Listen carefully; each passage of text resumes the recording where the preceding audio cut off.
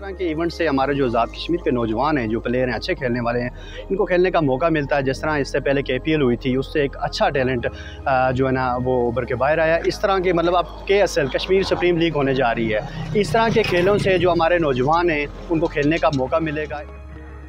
Kashmir super league हुई थी, उसका भी बहुत अच्छे नताइज हुए।